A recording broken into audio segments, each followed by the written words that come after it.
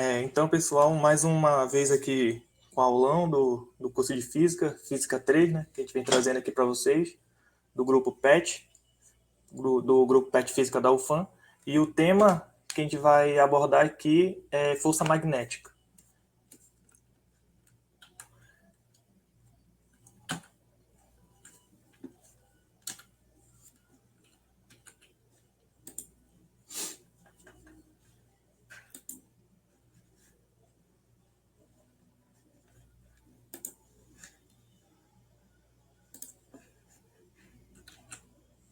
E os tópicos que eu vou apresentar aqui, inicialmente, são força sobre uma carga móvel em um campo magnético uniforme.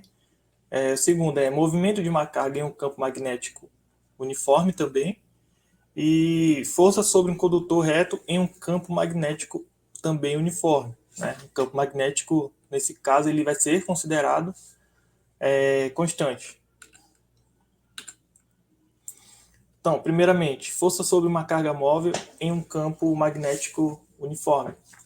A gente vai considerar que uma carga positiva, ela se move com uma velocidade v em um campo magnético uniforme. O que isso significa?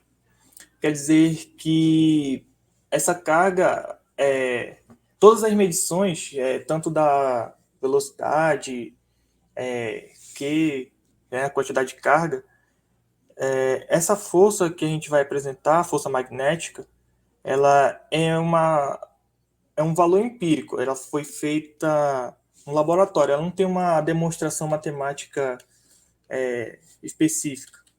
Né? A gente não consegue chegar à equação a partir de outras equações, ela é basicamente empírica. Se a carga ela se desloca na direção paralela a B, né, o campo magnético que a gente está denominando aqui, ela não ficará sujeita à ação de força. Né? Isso aqui é um valor experimental, né? Quando a velocidade v da carga se move paralelamente ao campo magnético, nenhuma força ela age na carga positiva. 2. Se a carga se deslocar em uma direção perpendicular à do vetor D do campo magnético, ela ficará sujeita à ação da força magnética, que a gente denominou de F índice M, né? O vetor força magnética. Então, por essa imagem que a gente vê que a força magnética ela está perpendicular ao campo magnético e à velocidade da partícula, né? Dentro desse campo magnético uniforme. Né? Quando V, como mostra aqui a figura 2, quando V é perpendicular a B, ao campo magnético, a força magnética age perpendicularmente ao plano formado pelos vetores V e B. Né? Esses vetores aqui, como a gente vai mostrar daqui a pouco, a gente chega nesse resultado aqui, né, fazendo em base experimental. Se a carga se deslocar em outra direção, onde a velocidade forma um ângulo, que esse ângulo a gente vai denominar de θ, com a direção de B, a força magnética continuará perpendicular ao plano formado pelos vetores V e B. Como assim? Aqui, né, está mostrando aqui a velocidade perpendicular e a velocidade, né, formando o ângulo θ em relação ao vetor campo magnético. Né? A carga se desloca formando um ângulo θ com a direção do campo magnético. Ou seja, de modo geral, a gente chega, observando o comportamento da carga positiva, a esta equação aqui. Né? A força magnética ela é igual ao módulo da carga V, né? Vetorial B. Né? Os vetores aqui. Ou ainda, né, colocando ela em módulo, o que significa que a força magnética ela é o módulo da carga, né, campo magnético vezes a velocidade vezes o seno formado entre os vetores V e B. Aqui eu coloquei módulo porque, nesse caso, a carga, seja ela positiva ou negativa, ela vai dar a direção e o sentido da força magnética, se ela for negativa ou se ela for positiva. O sentido da força magnética, como eu disse, né, depende do sinal da carga em movimento. Aqui eu mostro uns exemplos para vocês, né? A gente usa a regra da mão direita.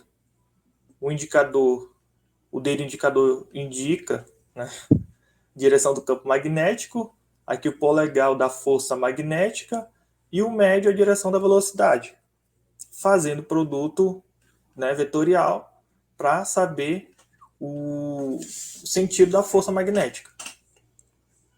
Aqui eu trouxe alguns exemplos, né? Por exemplo, aqui a gente tem V nessa direção da esquerda para a direita e o campo magnético aqui, né? Esse símbolo aqui significa que o campo magnético está entrando. Então, usando a regra da mão direita, V vetorial B, a força magnética aponta para cima. Tá, deixa eu usar aqui. Caneta. Que caneta? V vetorial B, né? Como a carga é positiva, então a força magnética nesse caso, né? Esse aqui é uma seta, né? Indicando a força magnética, está para cima. Aqui nesse outro caso, a gente usa a regra da mão direita aqui no item B. V está da esquerda para a direita e o campo magnético agora é saindo. Então, se V está nesse sentido e o campo magnético é saindo, né? Então, a força magnética, usando a regra da mão direita, vai dar para cima. Porém, a carga ela é negativa.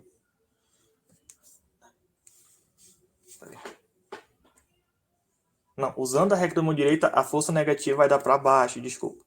Vai dar para baixo.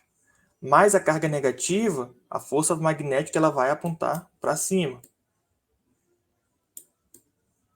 Desse item B aqui, ó. E daí vai servir para todos os outros, essa mesma ideia aqui. Agora o movimento de uma carga em um campo magnético uniforme. A gente vai considerar uma carga pontiforme, né, uma carga Q, positiva, lançada em um campo magnético B uniforme. Essa carga poderá descrever diversos tipos de movimento, como a gente vai ver, ela pode ser circular ou helicoidal, né, as trajetórias dela, conforme a direção de sua velocidade, V, e, consequentemente, da força magnética que nela atua. O primeiro caso, a gente vai considerar, nesse caso aqui, que V é perpendicular a B, ao campo magnético. O que isso quer dizer? Quer dizer que quando a velocidade V é paralela a B, ao campo magnético, a carga ela segue em movimento retilíneo uniforme, né? A gente tem a carga positiva aqui, a força magnética é zero, o ângulo formado entre eles também é zero. Ou se a carga estiver se movendo sentido contrário ao campo magnético, a força continua sendo zero, como a gente viu, e o ângulo formado é 180 graus. Logo, né, a gente pode usar essa expressão aqui da força magnética é igual ao produto vetorial, o módulo da carga vezes o produto vetorial entre os vetores V e B, e a força magnética em módulo ela vai dar zero. Já no segundo caso, quando o V é perpendicular ao campo magnético, o que a gente vai ter? Olhando para essa figurinha aqui, quando V é perpendicular a B, a carga ela executa um movimento circular uniforme em um plano perpendicular a B. Ou seja, por exemplo, aqui nós temos a carga positiva, ela tem uma velocidade tangencial à sua trajetória, que possui carga Q aqui, esse Mzinho quer dizer que é a massa dela. Daqui a gente também pode tirar algumas outras informações, como Nesse caso aqui, para achar a velocidade dela, o raio da trajetória, né, usando a expressão lá que a gente aprendeu em mecânica, que a força resultante ela é igual à força centrípeta. A gente pode tirar também daqui o período, outras coisas também. Né? Logo, a força magnética, mais uma vez usando a definição do módulo de Q vezes V vetorial B. Aí a gente obtém a força magnética, né? Como seno é 90 graus, então a gente tem o módulo dela vezes o campo magnético vezes a velocidade. Então decorre que a força magnética é a resultante centrípeta, né? Como a gente viu. Né? Ela faz um movimento circular uniforme e a gente sabe que a resultante dela é a força centrípeta, é igual à força centrípeta. Alterando apenas a direção da velocidade, que é o que acontece no movimento circular uniforme.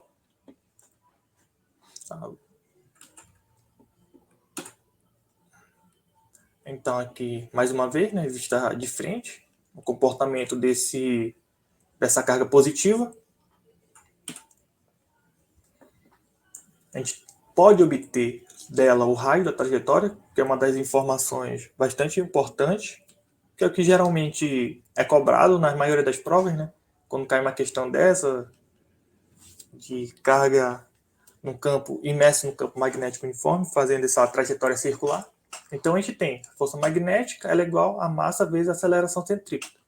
E a aceleração centrípeta é dada por V ao quadrado, tá? Aqui é o quadrado, dividido pelo raio dela. Daí a gente tem que a força magnética é igual a Q, módulo de Q, B vezes V, que é igual a massa vezes a aceleração centrípeta, V ao quadrado sobre o R. Então aí a gente obtém a primeira informação, que é o raio da trajetória. mv sobre B vezes Q, a carga.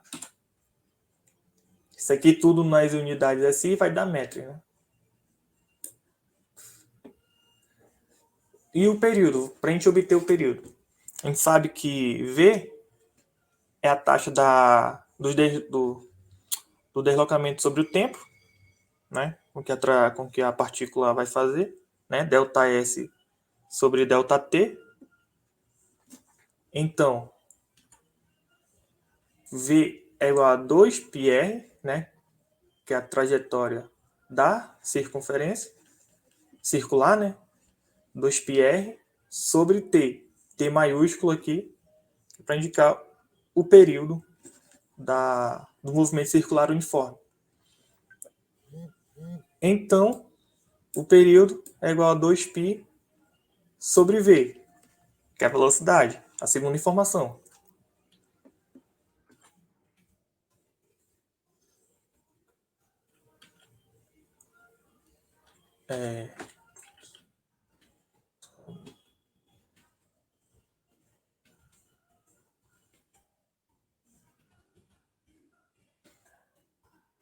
Aí, substituindo a expressão 1 na expressão 2, que a gente viu, né? Substituindo aqui, ó, o raio, né? E na expressão do período, o que a gente pode obter? Que o período é dado por essa outra expressão aqui, ó. 2π mv, né, que é a massa da partícula vezes a velocidade, dividido por essa outra quantidade aqui, Vb vezes Q. Aí, cancelando o V com V, a gente obtém 2π m sobre bq. E o terceiro e último caso, né, quando V é oblíquo a B, ao campo magnético, o que a gente vai obter? A gente, olhando para essa figurinha A, a gente tem essa partícula imersa no campo magnético, né, que aponta da esquerda para a direita, aqui, ó. Aqui, esse Bzinho aqui, a gente vai ter, né, a velocidade resultante dela, V, duas componentes, né? Na direção X e na direção Y aqui, para cima.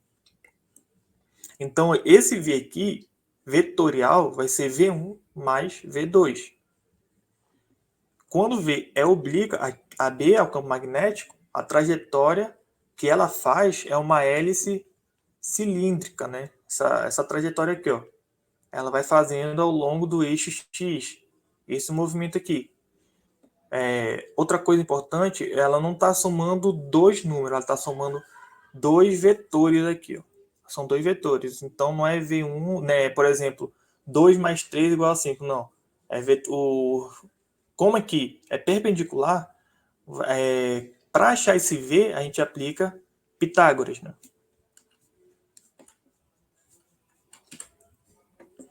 V1, né? Mais uma vez, tende a executar o movimento retilíneo uniforme, e V2 a executar o movimento circular uniforme, né? A combinação delas duas, uma no eixo X e a outra no eixo Y. Com isso, ela vai formar essa trajetória hélice aqui, ó, helicoidal, o nome dessa trajetória. De modo geral, como a força magnética é sempre perpendicular à velocidade, isto é, a força magnética é resultante centrípeta, né, que a gente obtém essa quantidade lá na mecânica, como a gente aprendeu, física 1, o movimento é sempre uniforme. A trajetória da carga depende do ângulo θ entre os vetores V, né, velocidade, e B.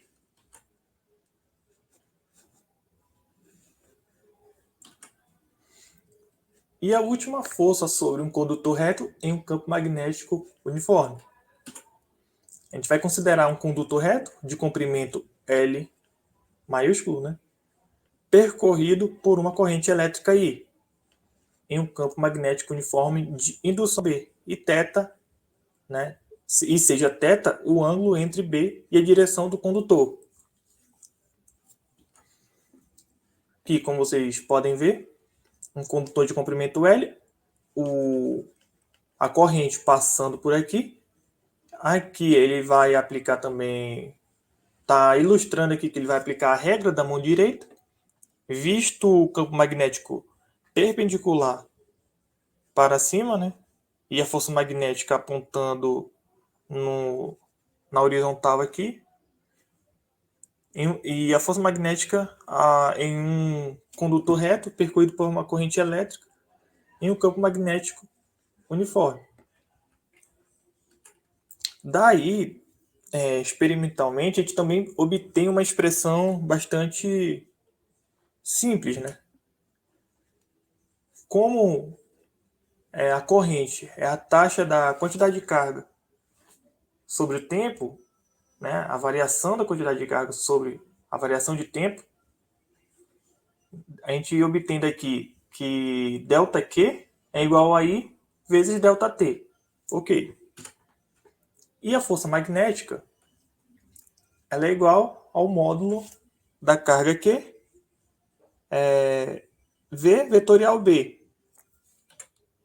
Em módulo, a gente obtém a força magnética dessa forma: a variação da carga vezes o campo magnético, vezes a velocidade, vezes o seno entre eles.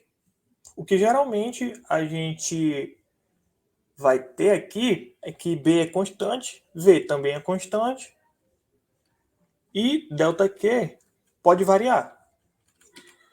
Dessa forma, a gente tem, substituindo a equação 1 na equação 2, que a força magnética é I ΔT B vezes a velocidade vezes o seno.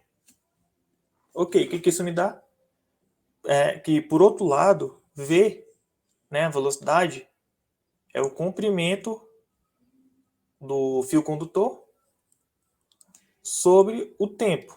Daí a gente obtém o L, que é V vezes T. Substituindo V vezes T igual a L aqui, né, a gente tem T aqui e V aqui. Substituindo nessa expressão, a gente tem uma força magnética expressa desse jeito sobre um fio condutor, que é I vezes a corrente, vezes o comprimento, vezes o campo magnético e o seno formado entre eles. Vetorialmente, a gente tem isso aqui, força magnética é igual a produto vetorial L vetorial B, entre L e B. Em alguns livros tem esse L aqui, ele fica no lugar do I, e o I faz, né, como se fosse um vetor. Ele pode ser considerado, embora o resultado seja um escalar, né, um número, mas ele pode vir justamente, pode ser expressa para achar a direção e sentido da força magnética. Também pode ser. E por fim, alguns exercícios aqui para a gente fazer. Enem 2009, né? Vamos fazer essa questãozinha aqui de resistência, né? Resistência física, mental, que é isso que o Enem geralmente faz, né? Passa um textão e no final cobra uma coisinha de nada. Mas vamos lá. Enem 2009. O espectrômetro de massa, de tempo de massa.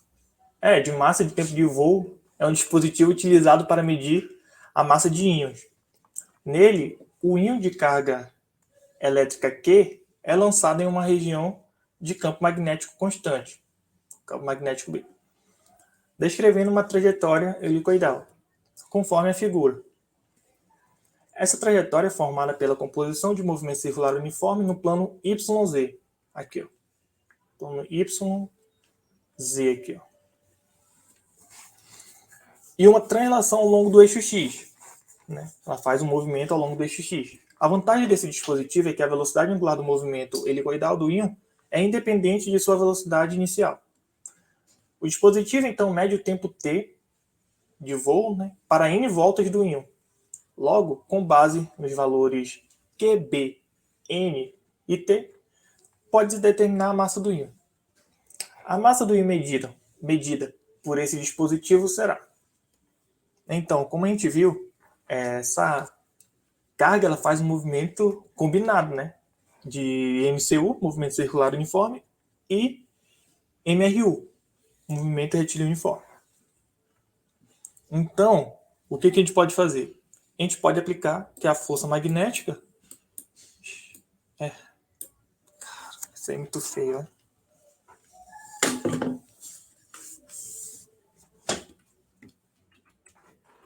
A força magnética... Não vai prestar isso. Ela é igual a força centrípeta.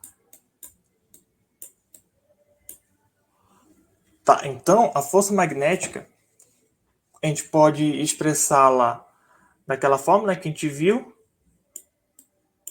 que B, isso aqui em módulo, V, que é igual à força centrípeta, que é M V ao quadrado sobre R. Resolvendo isso aqui, a gente pode obter a massa, que vai ser M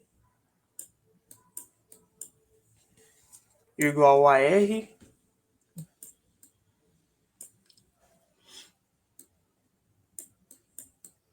QB sobre V. Aí a questão aqui é achar esse valor de V aqui, para substituir aqui e achar o valor da massa. Então, como C é igual a 2πr,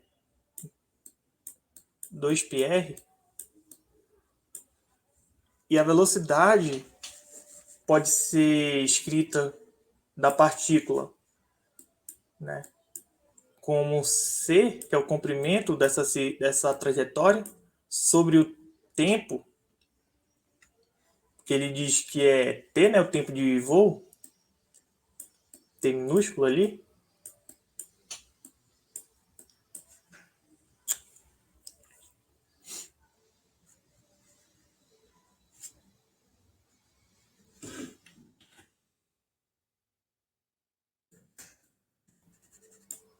v é igual a C sobre T. Então, daqui a gente obtém que, como C é igual a 2πr, basta substituir aqui 2πr sobre T. Então, a gente vai ter M, que é a massa, né? Igual a R Q vezes B sobre 2πr sobre T. Mas, como isso aqui é para uma volta, né? Aqui a velocidade ela dá apenas uma volta. Ele diz que é para n voltas, então basta multiplicar aqui, ó, essa expressão aqui, ó, vezes n, né? Porque aqui está só uma volta, comprimento, né, da circunferência. Então a gente multiplica por n, né, que é n voltas, e vai ficar nessa expressão aqui, ó, n. Quando a gente resolve isso, né, a gente repete a primeira e multiplica pelo inverso da segunda, a gente obtém a expressão da massa dessa forma. Módulo de Q, né,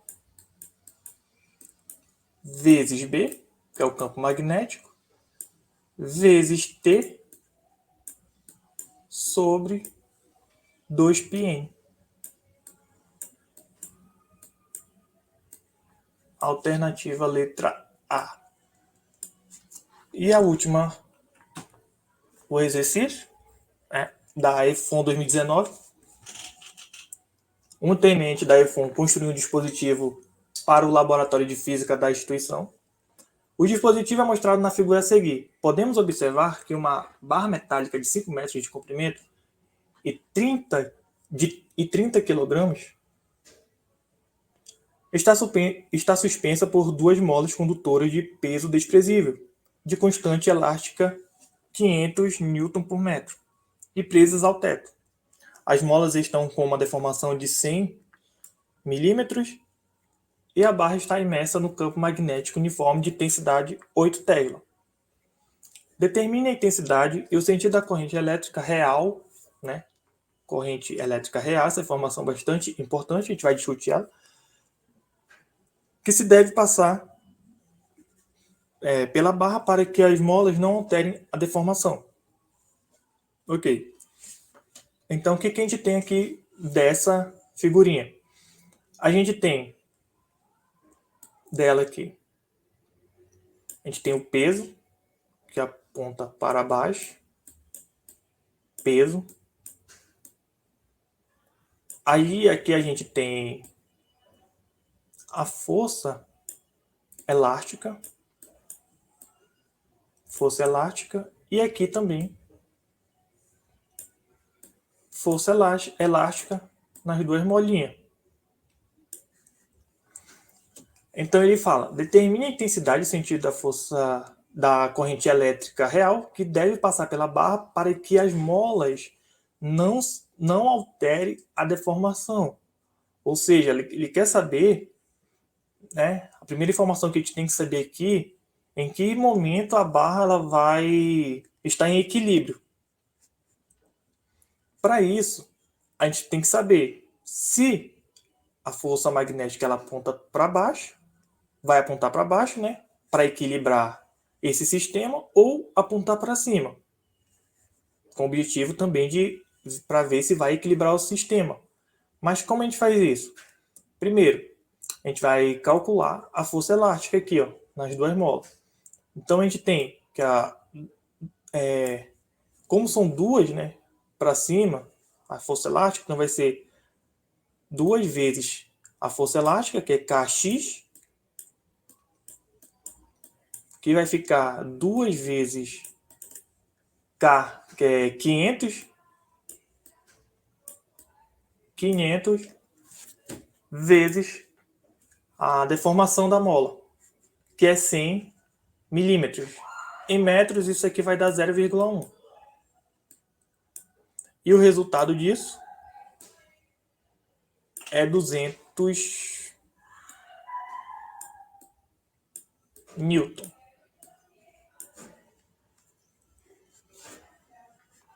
Ok.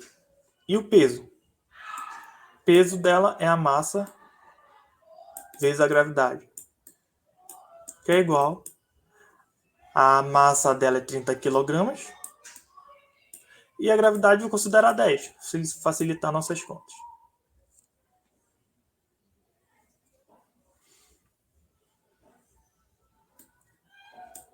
Isso aqui é igual a 300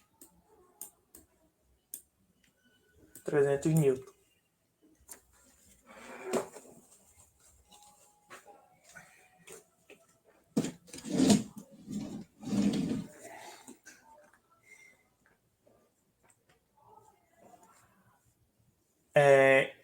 Então a gente percebe que a força peso ela é maior do que a força elástica, né? Que é esse aqui é 1000, olha aqui é 100, desculpa, né? 2 vezes 500 é 1000 dividido por 10 dá 100. Aqui é 100 newtons. 100 newtons. Então, como a força elástica, as duas, né? 2 vezes a força elástica ela é 100, então para cada molinha a gente tem uma força elástica de 50 newtons. 50 newtons. E a força peso, ela é 300 newtons. Logo, para equilibrar esse sistema aqui, a gente precisa que a força magnética aponte para cima, uma vez que o peso é maior do que as duas forças elásticas. Então, qual que é o valor dessa força magnética? É fazer a diferença de 300, que é o peso, menos 100 newtons, né?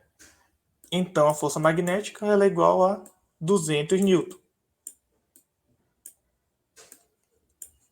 200 newtons. Dessa forma, a gente sabe. Então, a força magnética ela aponta para cima, por essa razão. Só entrará em equilíbrio se ela apontar para cima, né? Com 200 newtons. Ou seja, 50 daqui mais 50 daqui, 100 mais 100 mais 200 da força magnética, 300, e que é igual a 300 da força peso para baixo. Ok, e o sentido?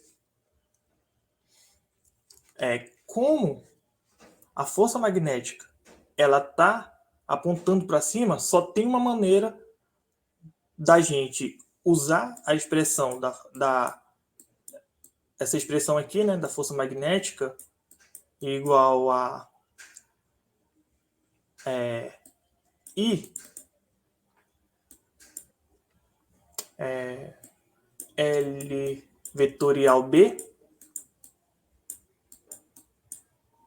ou, como eu disse para vocês, que a força magnética também pode ser dessa outra forma aqui. L vezes produto vetorial I B. Então, como a gente sabe, só tem uma maneira da força magnética apontar para cima. Ah, não, mas tem que achar aqui a intensidade da corrente elétrica, né? Tá, vamos calcular primeiro a intensidade, depois a gente fala do sentido dela. A força magnética nesse fio condutor ela é igual a I vezes L vezes B.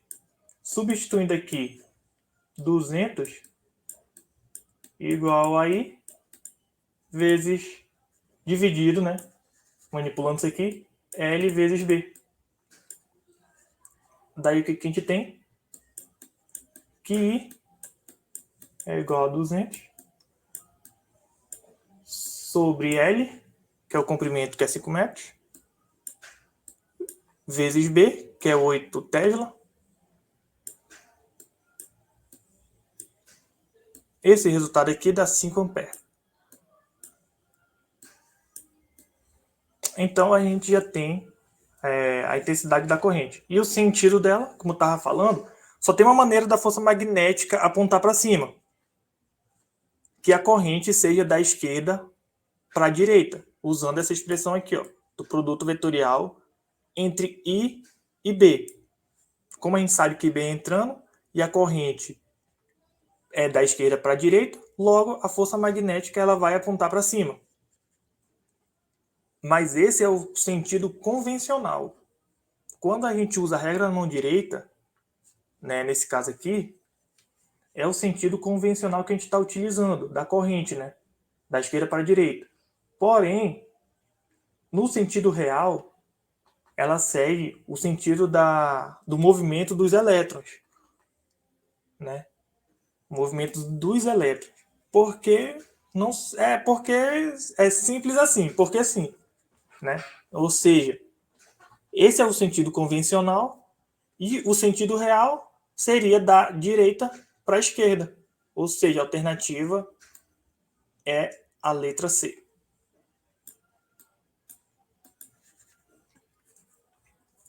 Com isso eu termino essa primeira parte.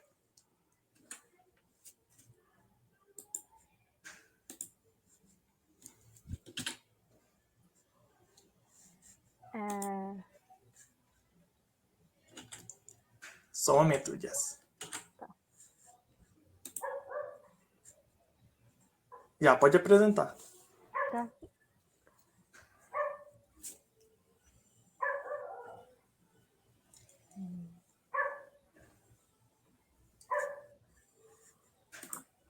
Vocês estão vendo minha tela? Tranquilo? Sim, sim. Tá, vamos lá. Oi, gente. Eu sou. Só tem que colocar em modo apresentação. Ah, eu já botei, mas não foi, pelo visto. Uhum. Peraí, deixa eu ver aqui. Assim aparece? Agora. Sim, sim. Tá. Tive que colocar em módulo de leitura, mas vai dar do mesmo jeito. Bom, gente, olá. Meu nome é Jessie.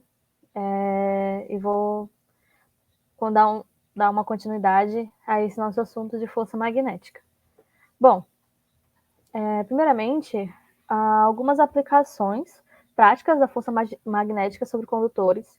A gente tem que uma das primeiras aplicações, ela foi em uma espécie de um motor elétrico bem rudimentar, conhecido como roda de Barlow.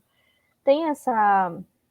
Se vocês procurarem na internet, tem várias imagens da roda real, mas esse modelinho aqui, ele tem aqui as forças e tudo mais, e a gente percebe que a gente tem aqui nessa roda de Barlow esse disco vertical, ele é feito de cobre, e ele gira em torno desse eixo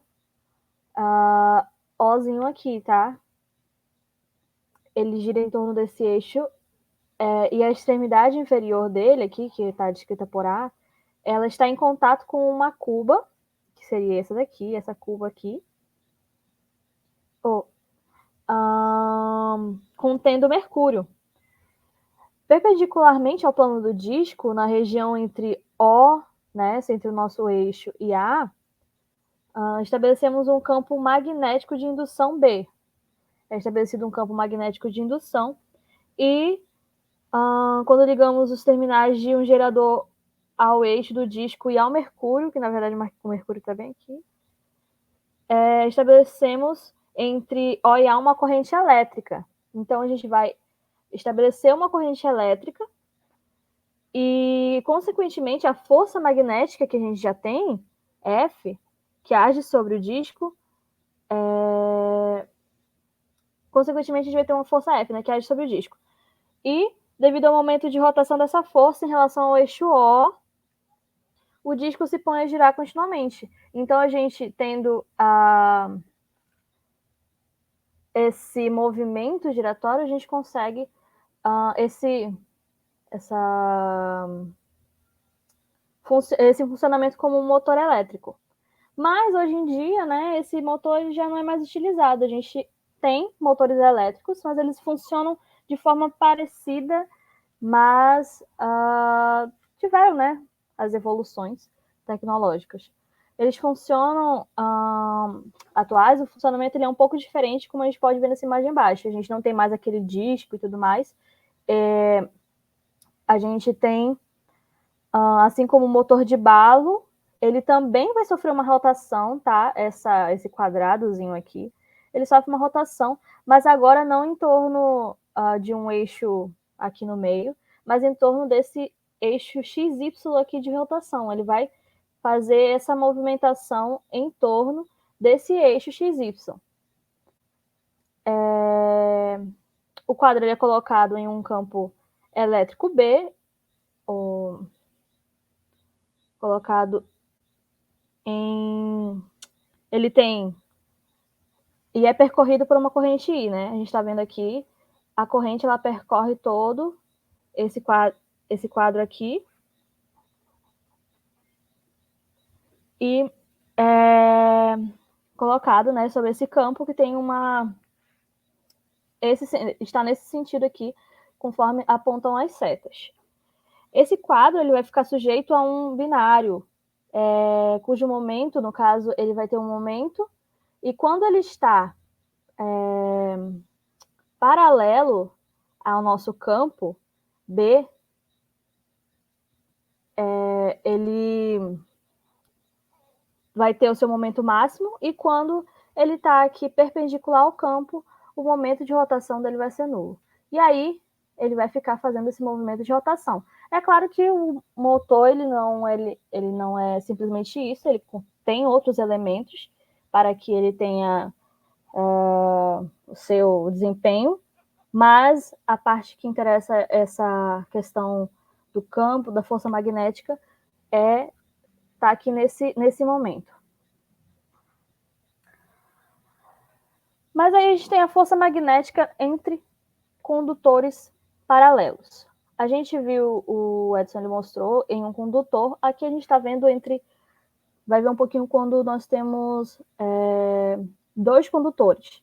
A gente considera dois condutores paralelos que são percorridos por correntes elétricas I1 e I2. Aqui, os dois condutores. Nesse caso aqui, os dois, as correntes estão apontando para cima. E aqui, uma corrente está apontando para cima e a outra corrente está apontando para baixo.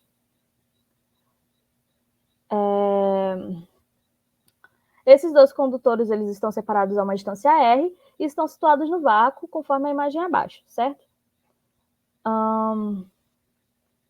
A corrente I, ela vai está originando o vetor indução magnética B1.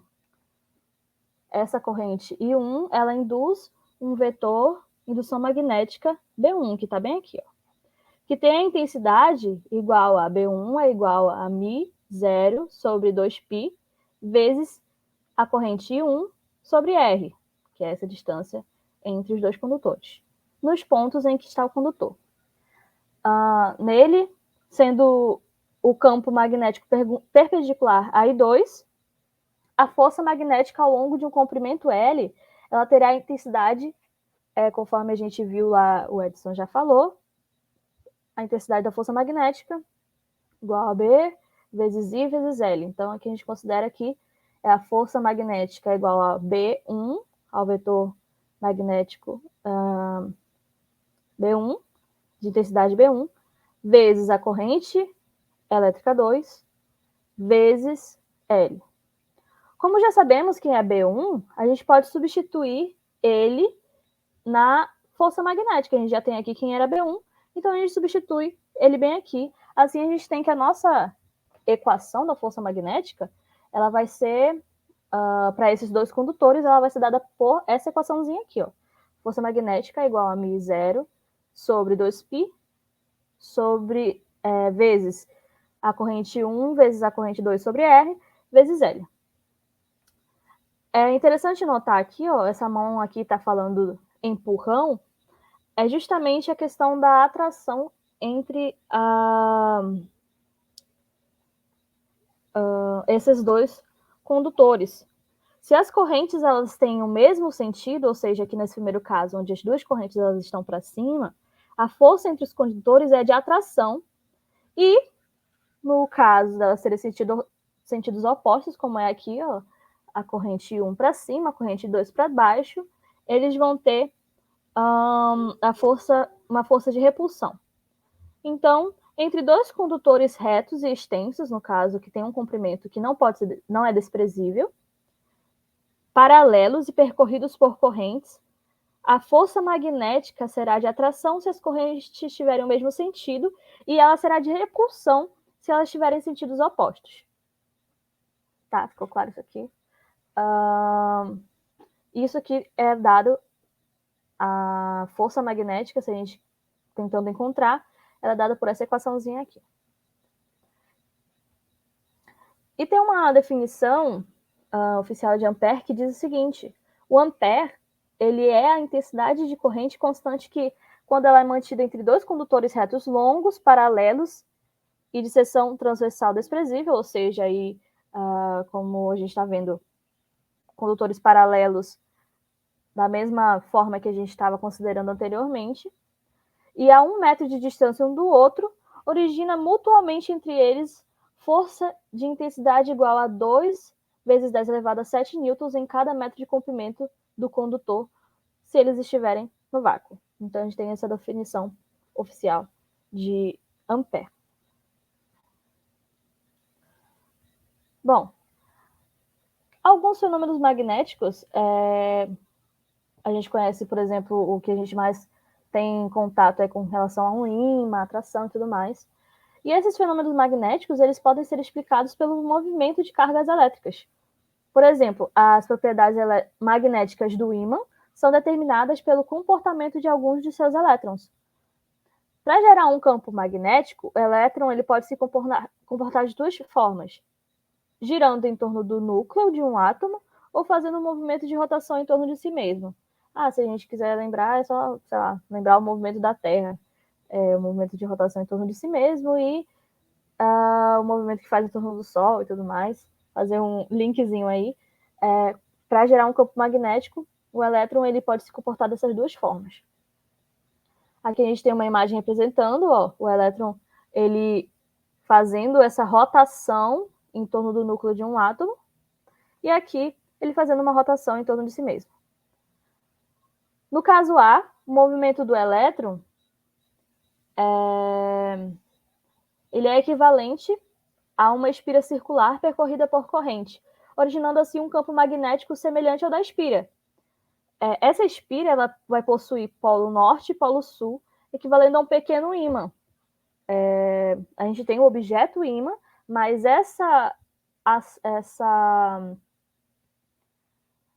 esse movimento que o elétron faz, ele também cria ali um campo magnético que vai ter o polo norte e sul, e a gente vai chamar esse de ímã elementar.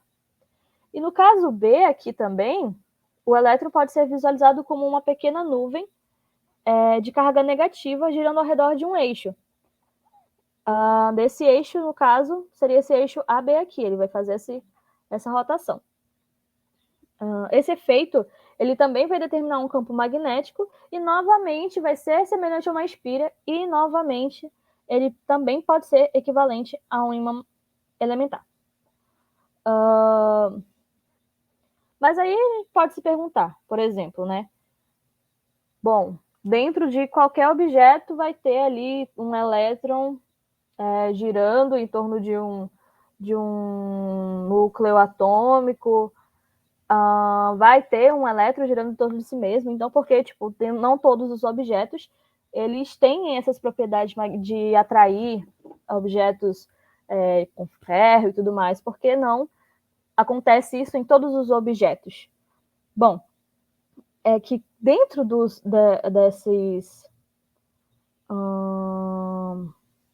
dessas substâncias, se existe um elétron fazendo esse movimento, vai existir um outro elétron fazendo um giro idêntico em sentido oposto. Então, a gente vai ter uma anulação dos efeitos magnéticos. Da mesma forma, no caso B, cada elétron fazendo um movimento de rotação em torno de si mesmo, em determinado sentido, vai ter um outro fazendo no sentido oposto, de modo que os efeitos magnéticos são novamente anulados. Então é por isso que nem todos os objetos funcionam como um ímã, porque internamente há ali uma anulação entre os efeitos magnéticos. E aí, quando a gente considera dois ímãs, eles vão se comportar da seguinte maneira, né? Se quando o polo norte do ímã ele é aproximado do polo sul, a gente vai ter uma atração entre eles, e quando o polo norte é aproximado do polo norte do outro ímã, a gente vai ter aí uma repulsão. E a gente observa que os ímãs atraem facilmente objetos compostos de ferro, né? Afinal, o objeto ímã ele é utilizado para isso. Tem aquelas pessoas que praticam, por exemplo, pesca magnética, que vão lá com um ímãzinho, colocam no rio, vão lá, acham arma, acham bala, acham um monte de coisa, enfim. Objetos têm ferro na sua composição, né? Isso ocorre porque esse material, o ferro, os elétrons deles, que são responsáveis pelas propriedades magnéticas, são facilmente orientados. A gente diz que esses objetos em questão são quando eles entram em contato com o ímã, eles são imantados ou são magnetizados por influência do ímã. Quando, por exemplo, se eu tivesse um prego e o polo norte ele se aproxima desse prego, os elétrons dele, né, do prego, vão adquirir uma certa orientação sobre a ação do campo magnético do ímã. E eles passam a girar no sentido anti-horário, enfim. Então, por isso que os objetos compostos por ferro são facilmente atraídos pelos ímãs, porque os elétrons que estão ali dentro, eles têm uma facilidade para serem magnetizados e tudo mais por influência do ímã. E basicamente é isso.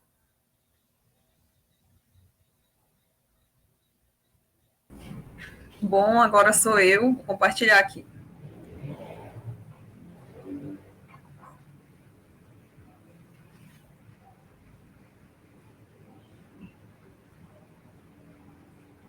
Dá para ver a minha? Ainda não está aparecendo, não. Ainda não. Agora. Não, mas aparece para mim primeiro dessa. Tá aparecendo. Tá aparecendo aí. Sim, tá aparecendo, só não tá em apresentação. Agora. Perfeito. Agora foi, né? Sim, sim. Tá ok. Dando continuação ao aulão, eu vou finalizar aqui essa parte de força magnética que iniciou com o Edson, seguido da Jessie, agora comigo, André de Souza Fontes, também bolsista do PET Physical Fund. Eu vou falar um pouquinho aqui sobre essas três coisinhas: substâncias magnéticas, esterese magnética e eletroímã. A Jessie falou agora há pouco sobre duas palavrinhas que estão relacionadas a substâncias magnéticas, que foi imantar ou magnetizar, que é sinônimo. Uma é sinônimo da outra. As substâncias magnéticas, elas estão relacionadas a certas substâncias que pode ser que sejam facilmente atraídas, por exemplo, quando colocado perto de um ímã, ou não tão facilmente atraídas. Pode ser que tenham uma certa dificuldade de serem atraídas. Substâncias magnéticas estão relacionadas a isso. E, basicamente, existem três fenômenos que estão relacionados a essas substâncias, que são os seguintes: ferromagnetismo, que a gente chama os materiais de ferromagnéticos, eles se imantam ou magnetizam, como já foi falado, né, fortemente quando submetidos a um campo magnético.